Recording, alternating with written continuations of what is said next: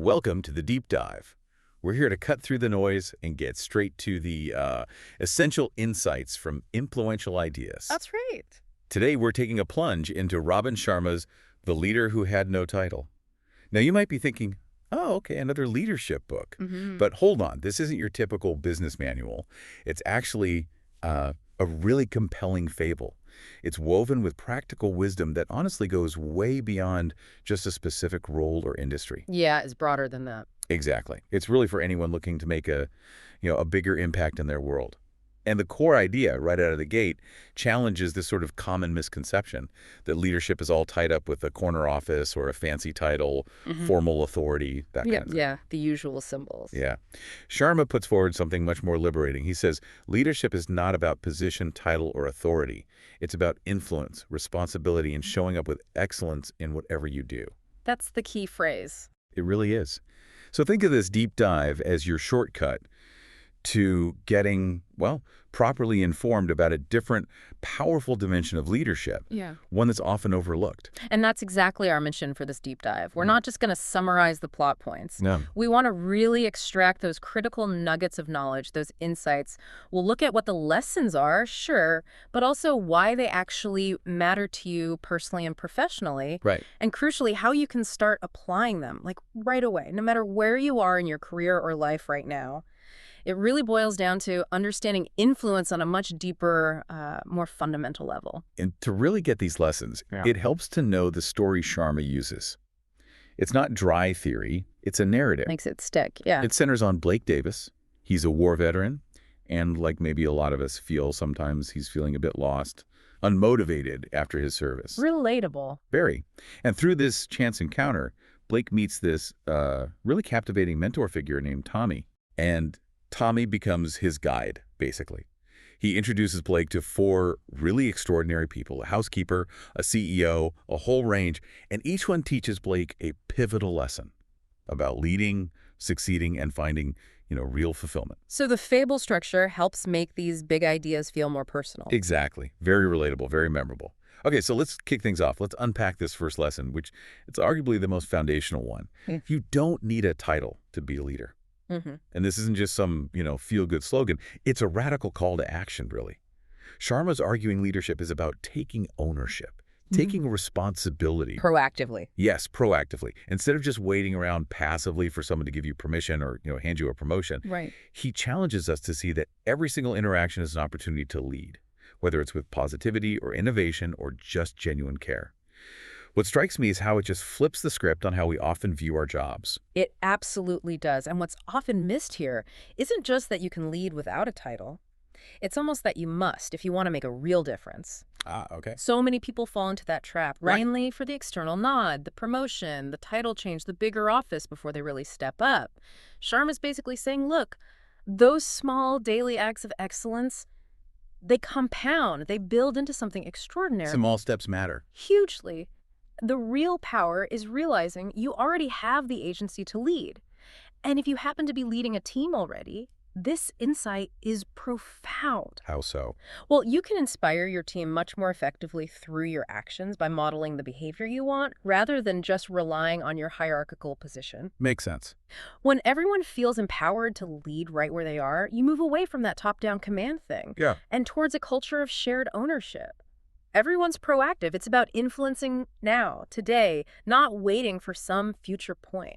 That distinction, waiting for permission versus owning your agency right now, that feels incredibly powerful. It is. And if we embrace that, it kind of leads us smoothly into Sharma's second big insight.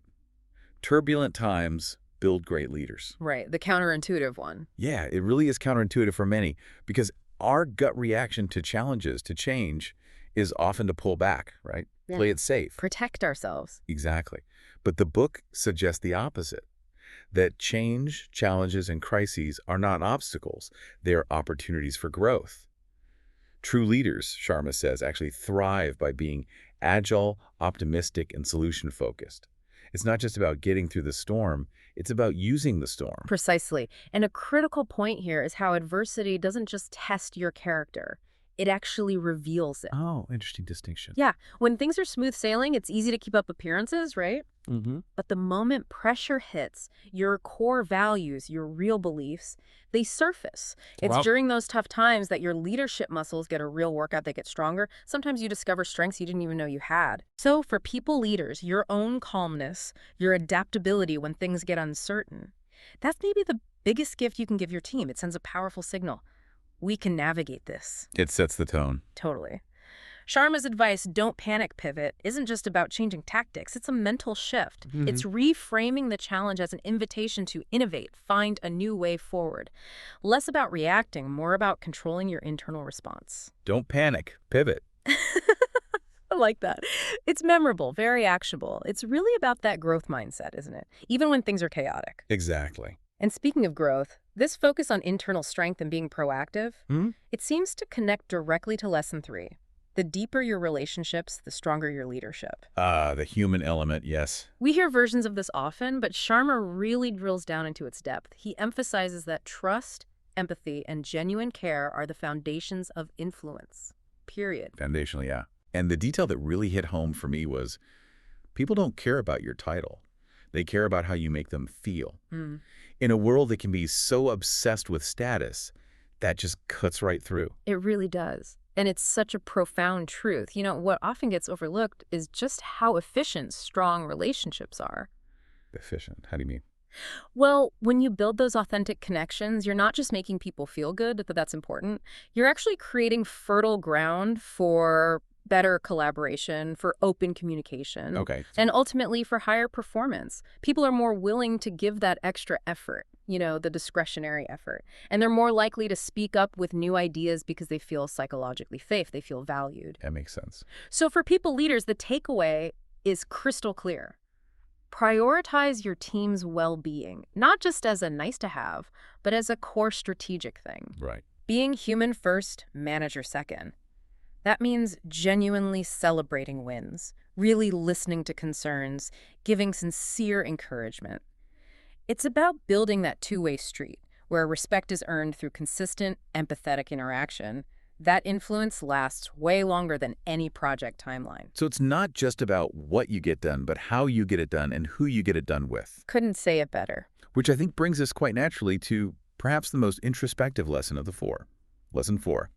To be a great leader, first, become a great person. Yes, the inner game. Exactly. This is where the focus really turns inward. Leadership isn't just about external actions or relationships. It's fundamentally, as Sharma puts it, a reflection of personal mastery. He highlights that your inner strength, discipline, and continuous self-growth fuel outer influence. That really struck me because it implies you can't sustainably give out what you haven't cultivated inside yourself. That's a pivotal insight, absolutely. And it really challenges that common idea that leadership is all about strategy or, you know, technical skills. Right.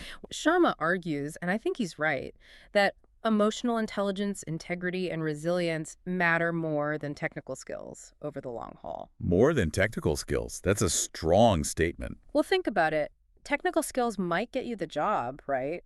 But it's your ability to manage your own emotions, to act with integrity even when it's hard, and to bounce back from failures.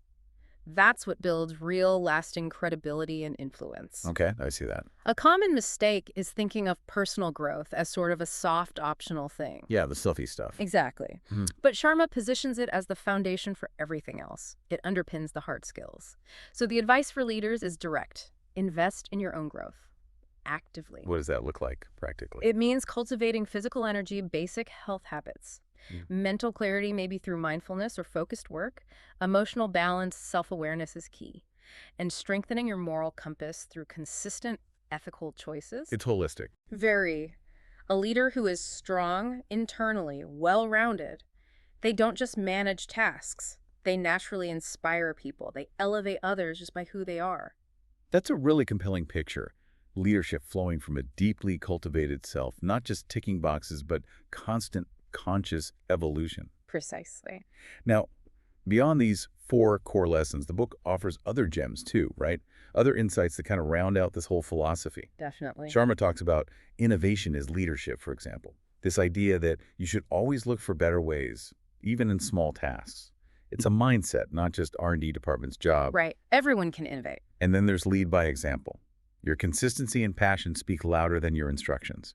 That really nails the power of authentic action. Mm-hmm. Actions over words.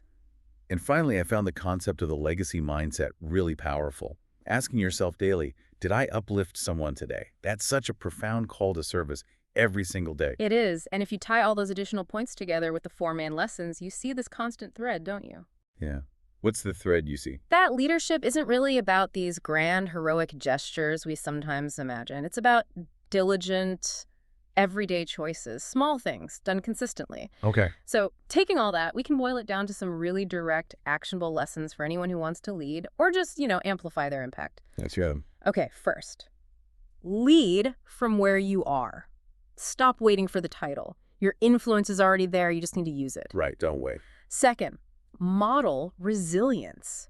Show people how to handle challenges, not just competently, but with calm and adaptability. Be the example. Third, build trust intentionally. Be approachable, be empathetic, be authentic, consistently. Fourth, empower others. Remember, the goal isn't just to get followers, it's to develop more leaders around you. Multiply leadership. Fifth, prioritize your own growth. Seriously. See learning, reflection, even physical health as fundamental investments in your ability to lead. Invest in yourself. And finally, that legacy mindset again. Make that intentional choice every day to uplift someone, to serve. Because ultimately, leadership is service. Wow, that's a fantastic synthesis. It really brings it all together. Hopefully. It perfectly shows how the leader who had no title isn't about climbing the ladder or getting the big office. It's really this profound invitation to courageous, influential, and a kind of selfless service in every moment. Yeah, in the day-to-day. It's about choosing to show up with excellence wherever you happen to be. Yeah. So as you, our listener, reflect on these ideas, think about this. What's one specific small step you could take in your current situation right now to lead without needing a title? Yeah, and that raises maybe one final question for you to really mull over as you go about your day or your week. Okay. If every single action, no matter how small, holds that potential for leadership, what's just one tiny, specific act of leadership you could commit to? Maybe today, maybe this week. Doesn't have to be huge. No, not at all. Sometimes the smallest, most consistent actions end up creating the biggest ripples, that lasting effect. That's a great thought to end on. Thank you for joining us on this deep dive into Robin Sharma's The Leader Who Had No Title. Pleasure to discuss it. We genuinely hope these insights inspire you to keep exploring how you can lead, influence, and serve, whatever your role might be. Until next time, keep leading from where you are.